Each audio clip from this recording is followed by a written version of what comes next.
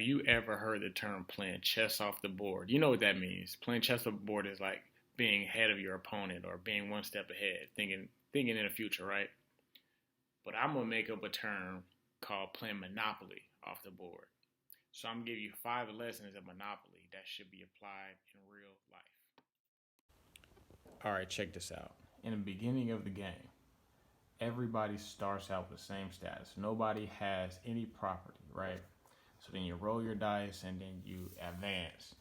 The way I look at this board has 4 corners, right? Or sorry, 4 sides, and each side is a quarter in a year. Like a fiscal year is 4 quarters in a fiscal year. So in the beginning, which is tax season, starts, right? You start off, when you pass go, you can get $200. So in order for you to start buying property, you basically save up your money for a year. And then right after you pass go and get your tax refund, that's when you start buying property. So I look at this as a learning lesson. So you want to save for your down payment. This doesn't at this point, there's other factors as far as saving your down payment in real life, but I think you should be just as strict if you want to get into this game. Don't spend your money on anything. Hunker down and save your money for a down payment.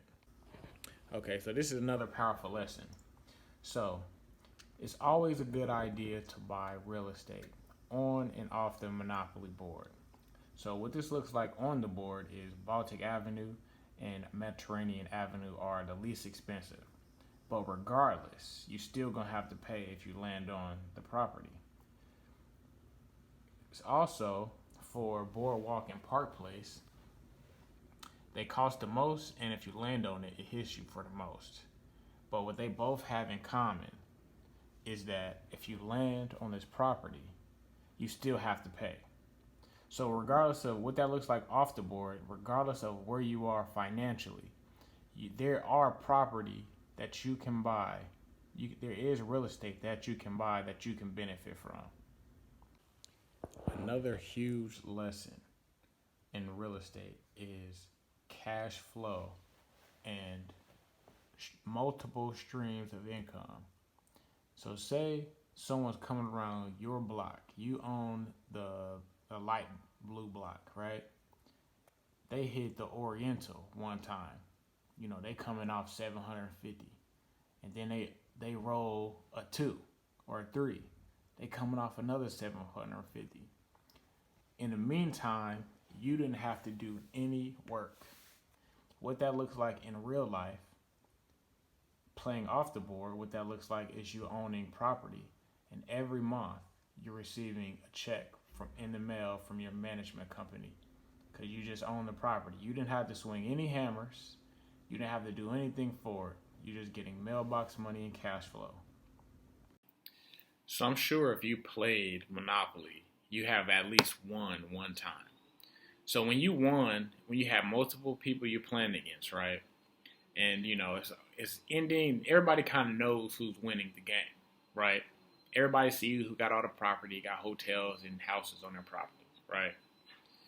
So when you have, at the end, you have the power, okay? You got the glow.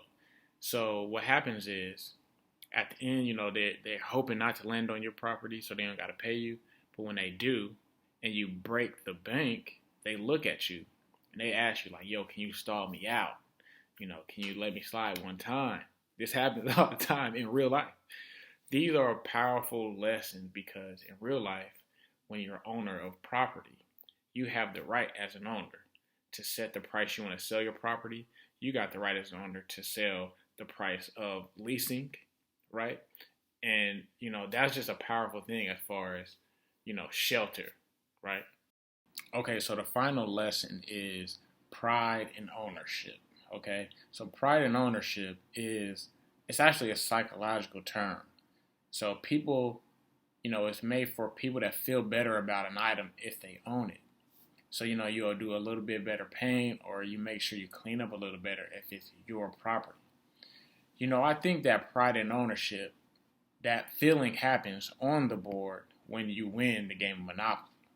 Okay, that feeling that you get, that feeling of satisfaction, I see a similarity in the feelings. So I've been in real estate for 6 years. I've owned real estate. I've leased real estate. I've been a landlord. I paid property managers. I done flipped houses. I bought and sold for people, so I have a lot of experience.